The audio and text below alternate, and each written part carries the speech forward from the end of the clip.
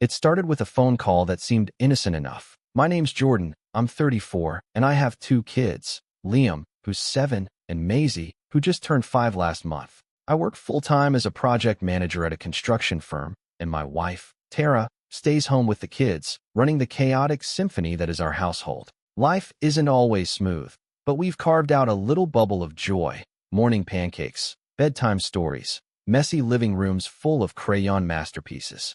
Christmas is a big deal in our house. Always has been.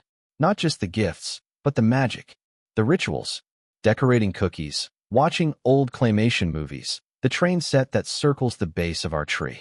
We try to make it special. So when my dad called a week before Christmas, I didn't think twice about it. He's not the warmest guy, retired military, firm handshake kind of man, but he's been trying more lately, or at least pretending to. The call came in on a Tuesday evening. I was cleaning up spaghetti off the kitchen floor while Tara wrestled the kids into pajamas. I saw Dad flash on my screen. Picked up, expecting maybe a quick check-in or a question about what to bring to Christmas dinner. Instead, he asked, "Can you put the kids on? I want to ask them what they want this year." I blinked. He'd never done that before. Not once. Growing up, he was the kind of father who handed you a card with a $20 bill inside and considered that heartfelt. So yeah, I was surprised, but also kind of hopeful. Maybe he was turning a corner. Maybe all those little efforts we'd made to stay in his life despite the distance were finally breaking through. Liam and Maisie were over the moon. They both grabbed the phone like it was a golden ticket. I stood there, towel in hand, watching their little faces light up as they rattled off everything from Lego sets to a pink karaoke machine. Dad asked questions, took notes, laughed a few times, even said, "All right, I'll see what Santa can do." When the call ended, Maisie was literally bouncing on the couch. "Grandpa's getting me the microphone," she squealed, and that was it. We were in full Christmas countdown mode. They spent the next day drawing pictures. Liam sketched out a fire truck red bicycle with training wheels. Maisie drew a microphone surrounded by stars, like she was already planning her pop career. We taped them to the fridge. Tara even snapped a photo of the drawings and texted them to my dad, just in case he needed a reminder.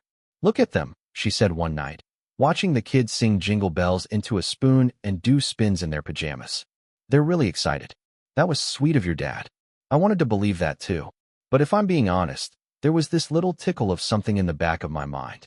Like a loose thread you can't quite see but feel tugging. Because here's the thing, my dad doesn't just have me. I've got an older brother, Brandon. He's 38, married to Julie, and has twin boys the same age as Liam.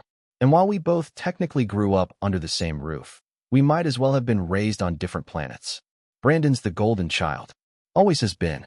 In school, he was the all-star athlete with the scholarships and the shiny trophies. I was the kid who brought home decent grades and art projects no one really looked at. When Brandon got married, my dad paid for their honeymoon. When I got married, I got a firm pat on the back and a "you'll do just fine." I stopped expecting much from him a long time ago. But this year, he reached out to my kids. He made a promise, or at least, that's how they saw it. And part of me dared to think, maybe he was trying to show he cared in his own way. Christmas Day rolled in, snowy and still. Tara packed up the gifts from Santa the night before, and we loaded the car early. We always spend Christmas morning at home with just the 4 of us, pajamas, cinnamon rolls, the usual chaos. Then we head to my parents' house around noon for the big family gathering. It's been tradition for years. I won't lie, I wasn't looking forward to the awkward conversations or Brandon's usual humble brags, but I was excited for my kids. They were dressed up, hair combed, drawings packed in their backpacks to show Grandpa. I even caught Liam whispering, "Do you think I'll get the red one? Or maybe green?" We pulled up to my parents' house around 12:15. Same colonial 2-story I grew up in, lights on the porch, wreath on the door. The driveway was packed, Brandon's SUV already parked out front. As we walked in, I heard laughter from the living room. The boys ran ahead. What I saw stopped me cold. The living room floor was a wrapping paper graveyard.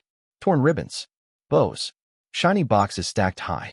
Brandon's twins were already knee-deep in toys, remote control cars, Legos, new tablets, and front and center on the rug, the bright red bicycle Liam had drawn.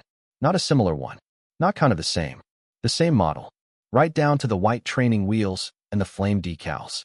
Next to it, the pink karaoke microphone, complete with the glittery stand and disco light Maisie had circled in a catalog. Liam froze. So did Maisie. For a few seconds, they didn't even react. Just stared. Then Liam turned to me, confusion crumpling his face. "Dad, is that mine?" Before I could answer, my dad came around the corner, holding a coffee mug and laughing at something Brandon had said. He looked at my kids, still standing there like statues, and his smile faltered for a second. But then he recovered. "Oh, you made it. Merry Christmas, everyone." Maisie tugged on my sleeve. "Is it mine, Daddy?" I didn't know what to say. Tara knelt beside them and quietly said, "Why don't we go sit in the kitchen for a bit?" Her voice was calm, but I saw the tremble in her jaw. I didn't make a scene, didn't yell, didn't ask for explanations. I just took one look at my brother, lounging on the couch, one arm draped over the back, not even acknowledging us, and walked to the coat rack. We stayed exactly 22 minutes, long enough to eat a few bites, politely dodge questions, and gather our things. Liam kept his coat on the whole time. Maisie barely spoke. No one asked why we were leaving early. That night, I lay in bed staring at the ceiling while Tara sat beside me, arms crossed, whispering. He knew. "Jordan, your dad knew exactly what he was doing." I didn't respond. I didn't know how. My mind kept going back to Liam's face, how it changed when he realized the bike wasn't his. How he looked down and tried to smile like it didn't matter. I didn't sleep. Not really. At 6:43 a.m., my phone buzzed. Then again, and again. 17 missed calls from my mom, from my brother, even one from my dad. But none of them mattered, because buried under those missed calls was a single text. From my grandma. It was just one sentence, and it made my stomach drop. I stared at the message on my phone for a long time before I opened it. Just one line from my grandmother, my dad's mom, who's 87, still sharp as a tack, and usually stays out of family drama. She's always been quiet, polite, the kind of woman who knits sweaters no one asks for and bakes pies that taste like childhood. She doesn't text often, so when she does, it means something. Her message read, "They told the kids the gifts were from your dad, not Santa." I sat up in bed so fast I startled Tara. "What is it?" she asked, blinking. I handed her the phone. She read it, blinked again, then whispered, "You've got to be kidding me." "Nope, not kidding. Not even a little." My hands were shaking, not from anger exactly, but from that sickening drop in your gut when something you were already dreading turns out to be worse than you imagined. It wasn't just that my kids didn't get the gifts they were promised. It was that my dad used their wishes to play Santa for Brandon's kids. Word for word, gift for gift, as if Liam and Maisie were just a catalog to shop from. And then he bragged about it, put a bow on the whole thing and said, "Look what Grandpa got you." That wasn't just neglect. That wasn't just favoritism. That was cruelty. I didn't respond to the missed calls. I didn't answer the follow-up texts asking, "Why did you leave so early?" Or "Did we do something wrong?" I knew if I even tried to talk to them in that moment, I'd say something I couldn't take back. So I spent the morning in a haze, numb, staring at the kids as they played quietly with the toys from home, both of them pretending not to notice the absence of the gifts they'd been dreaming about for a week straight. That was the worst part. They didn't ask. They didn't cry. They just accepted it. Later that day, Tara sat beside me on the couch while the kids watched a movie. She leaned in close and whispered, "We're not going next year." I nodded. We didn't argue. We didn't need to. We were on the same page, like we'd both just silently signed a contract. I didn't even feel sad about it. Just tired. Tired of being the afterthought. Tired of pretending like it didn't sting every time my father praised Brandon's kids for reading a book while ignoring the fact that Liam's in the gifted program and Maisie already knows how to spell kangaroo backwards. It could have ended there, but it didn't. Because the very next day, Brandon called me. I let it go to voicemail. I expected maybe some fake apology or a half-hearted explanation that Dad probably got the gifts mixed up. I wasn't prepared for what I actually heard. "Hey, Jord, look, just wanted to say thanks for leaving early yesterday. Gave the boys more time to play without having to share. Oh, and Mom told me your kids didn't get much this year, so we've got some extra stuff if they want to come over next weekend. No hard feelings, yeah?" I played that voicemail twice. Then a third time. Tara stood behind me, fists clenched. He didn't actually say that. He didn't. Oh, but he did. I saved the message. I still have it. That was the first moment I felt something crack inside me. Not a snap. Not a big explosive break. Just a fracture. Something small and deep that doesn't show on the surface until you start applying pressure. And there would be pressure, because things didn't go quiet after that. They got louder. It started with my mom texting pictures in the family group chat, photos of Brandon's twins riding the bike, singing into the karaoke mic, captioned with things like, "They're having so much fun. Grandpa really hit it out of the park this year." No mention of Liam or Maisie. Then came the posts on Facebook. Photos of the twins with the gifts. A comment from my dad that said, "Had to pull some strings to get these, but worth it for my boys." My boys. As if the only grandchildren who mattered were Brandon's. Tara finally snapped when a picture of the red bike popped up on her feed, shared by Julie with the caption, "Uncle Jordan said this was the one Liam wanted. Good eye, Jord. Fits our little guys perfectly." She stormed into the room, holding her phone like it was burning. "They're gloating," she said, voice shaking. "They knew those were meant for our kids. And now they're flaunting it." I didn't answer. I was too busy staring at my own screen, rereading the message from my grandmother, wondering how long she'd known, wondering if anyone in that house had hesitated, if anyone looked at the bike or the microphone and thought, "Wait, weren't these?" Apparently not. But the final straw didn't come until New Year's. We had planned to spend it at home, just the four of us. Tara made popcorn, we built a blanket fort, and the kids stayed up to watch the ball drop for the first time. It was one of those perfect nights, the kind that feels like a soft reset, a clean slate. For a moment, I let myself believe we were moving on. Then, around 1 a.m., I got a text from my cousin Rachel. We're not especially close, but we've always been friendly. She was at the New Year's party at my parents' house, which we hadn't been invited to. Her message was short. "Hey, just thought you should know. Brandon's been telling everyone you stormed out on Christmas because you were mad about not getting presents for yourself. He said your kids didn't even notice and that Tara's been trying to make a big deal out of nothing. People were laughing about it tonight." I read the text, then reread it. And for the first time since all this started, I saw red. They were lying, twisting it, telling people I was the one acting entitled, that I had thrown a tantrum over gifts meant for me, that Liam and Maisie were fine, that Tara was making it dramatic. And people were laughing? It wasn't enough to ignore my kids. It wasn't enough to steal their joy. Now they were rewriting the story, casting us as the villains. I felt something in my chest tighten, like a door slamming shut. I didn't respond to Rachel. I didn't say anything to my parents. Not yet. Instead, I opened my laptop and started writing. Not a text, not a post, a list. A long, detailed list of every time over the last 10 years that my family had treated me, and more importantly, my kids, like second-class citizens. Every holiday dinner where we were seated at the overflow table. Every birthday that was forgotten. Every time Brandon's name came up in glowing terms while mine barely registered. Every moment I'd brushed off as just the way things are. Because now I saw it for what it was. Not passive oversight, but active favoritism.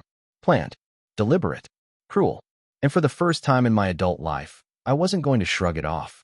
I wasn't going to let it slide. Not when it hurt my kids. Especially not when they were trying to turn me into the problem. I didn't know exactly what I was going to do yet. But I knew this. They had started a story. I was going to finish it.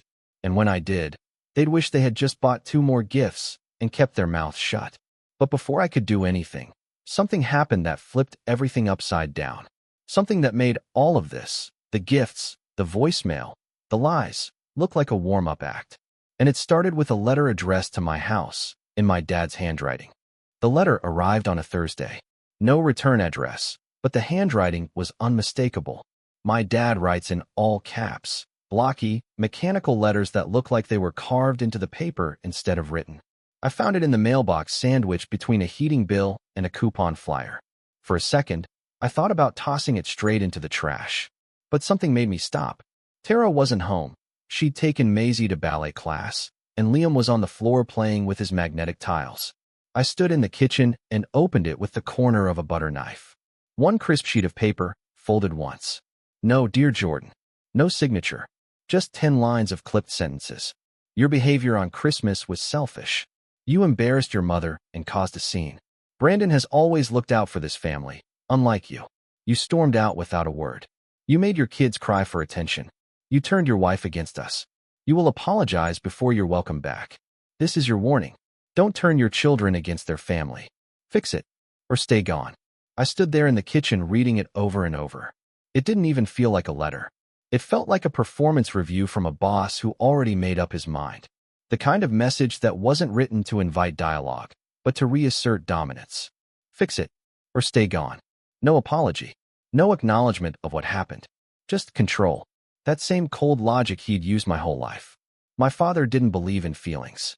He believed in structure, loyalty, reputation, appearances. And if you disrupted the image he wanted to project, you were the problem. I folded the letter, slid it back into the envelope, and tucked it in the kitchen drawer under a pile of batteries and old receipts. I didn't show it to Tara. Not then. I didn't want her to see how much it still got to me. But it did. It got to me bad. That night, I lay awake while the house slept, listening to the hum of the fridge and the occasional creak of the ceiling. My thoughts spun in circles. Part of me wanted to march over to his house, slam the letter on the table, and ask, "Do you even hear yourself?" But what good would that do? He'd double down. He always did. So instead, I did nothing. And for a few weeks, I unraveled. It wasn't dramatic. No shouting or breakdowns. Just a slow erosion of energy. I'd sit at my desk at work and stare at emails without clicking them. I skipped lunch. Avoided calls. I kept replaying everything. The look on Liam's face, the voicemail from Brandon, the Facebook comments, the letter. I kept wondering if I'd done something wrong. If I'd misunderstood. If maybe I was the overreactive one. That was the most damaging part. Tara noticed. Of course she did. She's always been tuned into me. Even when I try to hide behind the whole, "I'm fine, just tired" act. One night in mid-January, she sat beside me after the kids went to bed and said softly, "You can be angry, Jordan. You don't have to carry it all alone." I didn't respond right away. She reached over and laced her fingers with mine. "But I'm not letting them break you. Not again." I looked at her, and for the first time in weeks, I let my shoulders fall. "It's not just about Christmas," I said quietly. "It's everything. My whole life. I feel like I've been trying to get a seat at a table I was never invited to. And now that I've stopped trying, it hurts more." That was the first crack of light. I didn't know it then, but that night would mark the beginning of something new. Tara was right. They weren't going to break me, and I wasn't going to stay quiet. But I also wasn't going to fight them on their terms. I was going to rebuild my way. The first thing I did was block my father's number. It felt small, petty even, but also freeing. Like I was finally hanging up on a conversation I'd been stuck in since childhood. I unfollowed my brother and his wife on social media, cleaned out the family group chat, archived the photos, moved the Christmas drawings from the fridge to the inside of my office cabinet, somewhere private, somewhere safe. Then I turned inward. I started getting up early again. Not for work, not for chores, but for me. I dug out the sketch pad I used to carry around before life got busy, before the kids, before I had bills and deadlines and passive-aggressive voicemails from my dad. I started drawing again. Just 15 minutes each morning, little things. The backyard. My coffee mug. A picture of Liam building a blanket fort. It felt like breathing again. Tara noticed. She started leaving me quiet moments in the morning, even waking up early to make coffee. No words. Just a kiss on the cheek and a smile that said, "I see you." Then came the second wave. I threw myself into the kids. I started volunteering at Liam's school, reading days, art projects, parent lunch hours.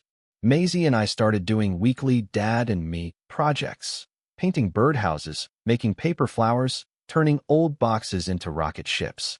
I was there, really there, not just physically, but mentally, fully present, laughing more, listening harder, letting go of the heaviness, piece by piece. And slowly, something started to change. I wasn't chasing their approval anymore. I was building something better, our own version of a family legacy, one not built on guilt or competition or favoritism, but on presence, on joy, on showing up. In late February, something unexpected happened. Maisie came home with a flyer from school. They were having a family talent show. Each student could perform something with a parent or sibling. I expected her to choose Tara. She's the singer in the family, and Maisie adores her. But instead, Maisie came barreling into the living room and said, "Daddy, you can draw while I sing." I blinked. "You want me to draw on stage?" She nodded, beaming. "I'll sing my princess song, and you draw me with sparkles." Tara burst out laughing in the kitchen. "You're booked, superstar." I wanted to say no. My gut reaction was to avoid the spotlight. But I looked at Maisie, with her missing front tooth and glitter-streaked hair, and I said yes. We practiced for a week. She sang Let It Go off-key while I sketched her in various magical outfits. Cape, tiara, wings. We made a poster board together and glittered the edges. The night of the talent show, I sat cross-legged on stage with my markers while she belted her little heart out. The applause was thunderous. Later that night, as we were driving home, Liam leaned over from the back seat and said, "That was really cool, Dad. You're like a magician with drawings." It hit me harder than I expected, because I felt like a magician again, like I wasn't invisible, like I had something to offer. And the best part? It had nothing to do with my father, or my brother, or whatever warped scoreboard they were keeping. This was mine. Ours. In early March, I got a message from an old friend, Evan, a guy I went to high school with who now runs a local coffee shop with a built-in gallery space. He'd seen a sketch I posted online, Tara's idea, and said, "You ever thought about doing a mini exhibit? We've got space." I hesitated. Then I said yes. I spent 3 weeks pulling it together. Sketches of fatherhood, childhood, quiet moments. I didn't advertise it much. Just told a few friends, some of Liam's teachers, a couple neighbors. The night of the opening, I expected maybe a dozen people to trickle through. 60 showed up. Tara brought cupcakes. Liam wore a tie. Maisie handed out little homemade stickers that said, "Team Dad." I stood there in that cozy corner of the cafe surrounded by my art, my family, and people actually engaging with what I created, and I realized something. I wasn't rebuilding. I was rising. Quietly. Steadily. Without noise. Without fanfare. Just one step at a time. I didn't need their approval anymore. Not when I had my own joy. But just when I thought I'd finally found peace, a new storm rolled in. Because apparently, someone else had seen the photos from the talent show. From the gallery. From our little life. Happy and whole and untouched by their drama.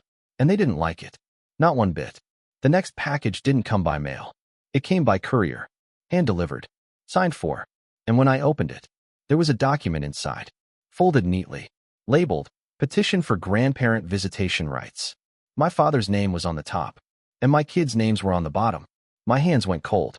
My chest tightened.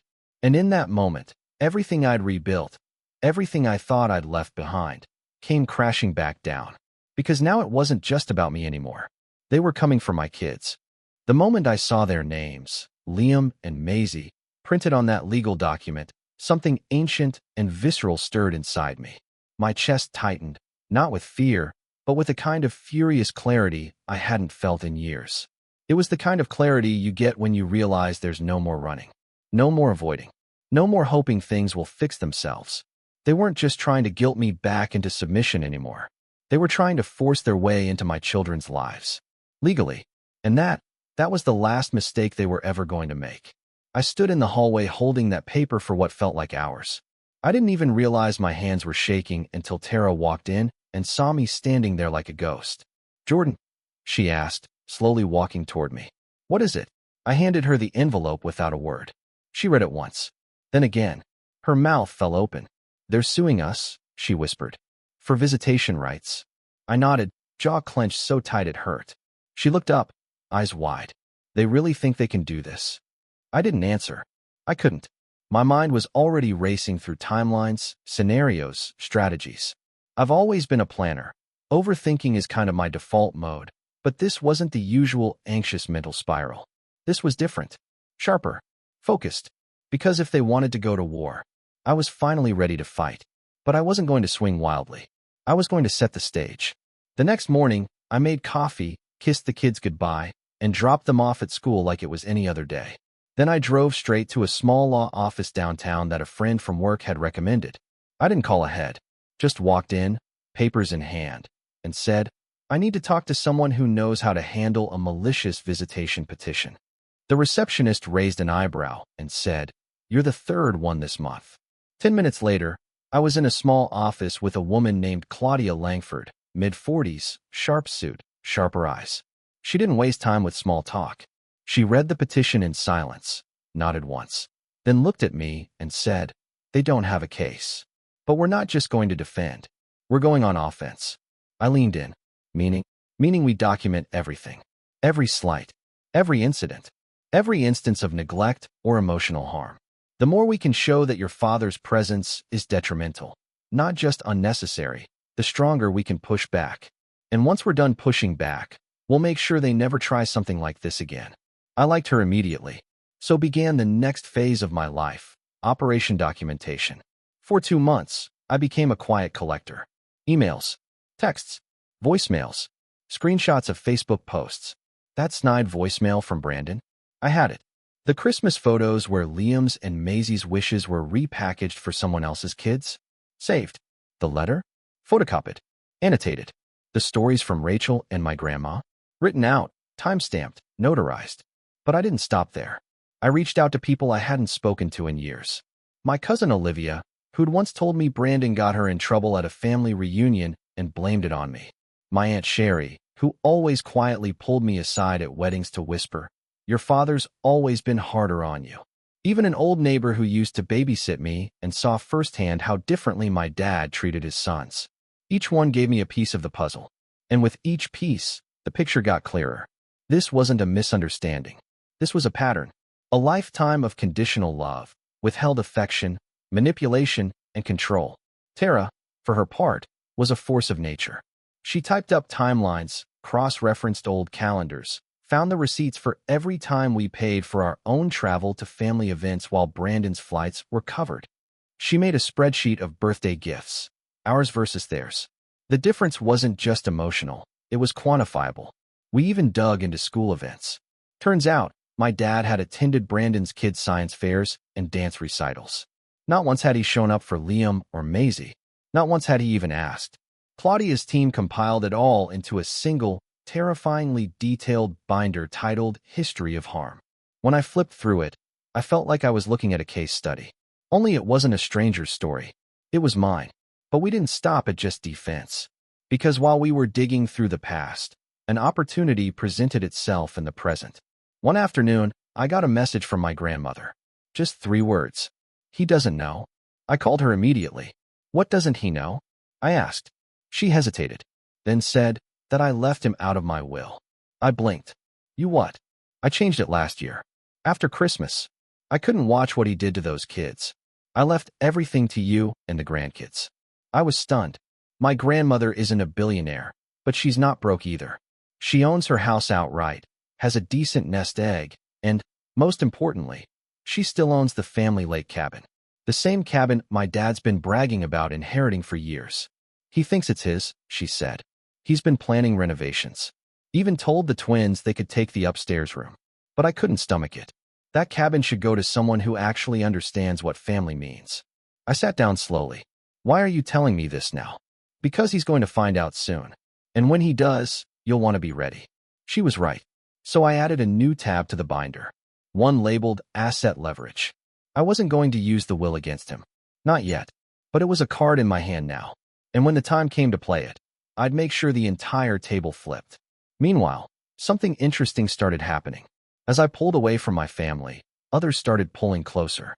The neighbors who used to just wave from across the street invited us over for BBQs. Parents from school who'd once just exchanged polite nods at pickup started chatting, bonding, inviting our kids for playdates. Even Evan, the cafe owner, offered to host a father-child art night after seeing the buzz from the talent show. I taught kids how to draw superheroes while their parents drank lattes and smiled. Maisie wore a cape and called me Captain Pencil. Liam helped run the sign-in sheet like a little intern. I was building something better, a real community. And as the court date drew closer, Claudia gave me a new assignment. Write a statement. Not a legal one. A personal one. Something from the heart. I spent a weekend working on it. Late nights. Quiet mornings. Pages crumpled and rewritten. Until finally, I had something that felt true. I won't share all of it here, but one part still stands out. I'm not trying to sever my kids from their family. I'm trying to protect them from a version of family that teaches them love is a reward you earn instead of something you receive. I grew up believing I was never quite enough. I refuse to let my children grow up believing the same. Claudia read it. Nodded. That'll crush in court. But still, I wasn't satisfied. Because legal victory wasn't the end game for me. I didn't just want to win. I wanted to expose. I wanted every lie they'd told about me. Every half-truth. Every manipulation. Every time they'd tried to paint me as the unstable, jealous, bitter sibling, to crumble under the weight of the truth. So I made one final move. I created a private website. Password protected. Invite only. Just for family. It was clean. Professional. Titled simply, For the Record. Inside, I posted everything. Not rants. Not accusations. Facts. Screenshots. Photos. Voicemails. Timeline breakdowns. Statements from people who knew the truth. Videos of Liam and Maisie, full of joy in the life we'd built. A gallery of the artwork from the cafe exhibit. A side-by-side of the Christmas gifts. The letter. The visitation papers. The will change, redacted but clear. At the top, I wrote, "You don't have to believe me. You just have to see." And then I sent it to everyone. Aunts, uncles, cousins, even Brandon's wife. Then I waited. For the first time in my life, they would be the ones on the back foot. Because the truth was no longer something I kept inside. It was out there now. And whether they liked it or not, the narrative had changed. They had started this war. But I had spent my whole life preparing for the day I'd stop playing defense. And the moment that court hearing started, I wasn't walking in as the black sheep. I was walking in as the wolf they never saw coming. 3 days before the hearing, my phone rang while I was waiting in the school pickup line. Unknown number. I almost ignored it. Probably a robocall or a last-ditch attempt from my father's lawyer to discuss terms. But something told me to answer. Jordan. It was Rachel, my cousin, the one who had first warned me about the lies Brandon was spreading at the New Year's party. I hadn't heard from her in weeks. "Hey," I said cautiously. "What's up?" She sounded rattled. "You need to see something. But you didn't get it from me." "Okay." A pause. Then a sigh. "Check your email. I forwarded you screenshots from Julie's old group chat. She left it open on her iPad during a play date. I don't know if she meant to, but I saw your name." My stomach tightened. "What kind of group chat?" "The one she's in with Brandon's college friends. And some of his co-workers. They've been joking about the visitation case. Making fun of your kids." And, her voice lowered, Brandon admitted something. "About the gifts. About Christmas." I pulled into a parking space, heart pounding. "Rachel, what did he say?" "He bragged that he told your dad to get the kids presents for his boys as payback for always being second place. Said he wanted to see what it felt like to steal your kids' joy. That your reaction made it worth it." I didn't say a word. "I didn't have to," Rachel whispered. "It's all in the screenshots. I sent them to you. I couldn't sit on it anymore." "Thank you," I said quietly. When I opened the email, the first image was a group chat header titled, "King's Only Crown Bottle with Popping Cork." The messages were worse than I expected. Jokes about my daughter's singing. Mockery of Liam's whiny face. Brandon writing. Told the old man exactly what Jordan's brats wanted. Had him gift it to the twins instead. Dude turned beet red. Julie almost died laughing. Another message. "You think he'll ever grow a spine? Man's been crying about being second since '96. They thought they were invincible. That no one was watching. They forgot the golden rule of betrayal. Someone is always watching. And sometimes, that someone has a conscience." With Rachel's permission, I sent the screenshot straight to Claudia. Her response came 5 minutes later. They just handed us the win. And then set their own house on fire. That night, I printed everything and slipped it into the binder. Then I made one more update to the private website. A final tab, Intent. With those chat screenshots. Date stamped. Verified. Unedited. The next morning, I got a call from my dad. I didn't answer. An hour later, a voicemail came through. His voice sounded different. Not angry. Not demanding. Worried. "Jordan, call me. Please. We need to talk before this gets out of hand." I didn't know. I didn't know Brandon said those things. I didn't return the call. Because it wasn't my job to explain the consequences of his choices anymore. It was his job to feel them. The day of the hearing arrived gray and cold. The kind of day where everything feels heavy. Tara held my hand in the courthouse hallway while Claudia flipped through the binder like a surgeon prepping for an operation. Liam and Maisie stayed home with a friend. We didn't want them anywhere near this. My parents arrived 15 minutes late. My dad wore his military dress coat. Like that meant something here. Brandon came too, for support. Julie didn't show. Probably decided it wasn't Instagram worthy. My dad didn't look at me. Not once. Claudia did all the talking in court. Calm. Precise. Surgical. She laid out the case methodically, documenting the long pattern of emotional manipulation, exclusion, and the clear weaponization of gifts as a means of control. Then she presented the screenshots. The judge raised an eyebrow. And these were verified? Yes, Your Honor, Claudia replied. They were received by a family member in the group chat, presented voluntarily, and matched against known contacts. The courtroom was silent. Brandon turned pale. My dad finally looked at me, but I didn't flinch.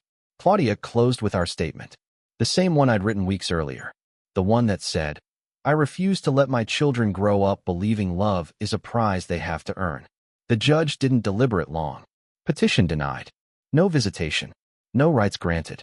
The judge even added a note about potential psychological harm due to demonstrated malice. It was over, or so I thought. As we stood to leave, Brandon made a mistake. A final one. He sneered, just loud enough for me to hear. Hope you enjoy Grandma's cabin, loser. You'll never be him. That's when I knew. He still didn't know? I turned, slowly. Actually, I said, calm and quiet, I already did. He blinked. Did what? I smiled. Enjoyed it. The cabin. Took the kids last weekend. Fire pit works great. Fixed the dock, too. Brandon's face twisted. You're lying. My father turned toward me, mouth slightly open. What cabin? Tara slid her arm around mine. She changed the will. A while ago. I looked at my dad. You told Brandon he could remodel it. Pick a room upstairs. Guess you should have read the paperwork. For once, they were both speechless. No tantrum. No shouting. Just the sound of everything they thought they controlled slipping through their fingers. We left the courthouse quietly. No fanfare. No victory dance. Just peace. Weeks passed. Spring crept in. The trees bloomed. The kids never heard about the hearing. They never knew the ugliness that had been aimed at them. We let them stay innocent. Tara and I took them to the cabin again. We built a swing in the backyard, grilled hot dogs, skipped rocks across the lake. Liam caught a frog and named it Captain Ribbit. Maisie made up a song about marshmallows and sang it into a stick like it was a microphone. We were us again. Whole. Untouched. One evening, I sat on the porch alone while the fire crackled behind me. I thought about my father. About Brandon. About how much I had once wanted their approval. Their pride. And how little I needed it now. Because I had built something better. Because they had written me off. But I had written my own ending. And as I watched the sun dip behind the lake, I realized something. They'd spent their whole lives trying to keep me small. But when they pushed me out of their family, they gave me the space to build my own. And this time, I built it strong enough that no one could take it away.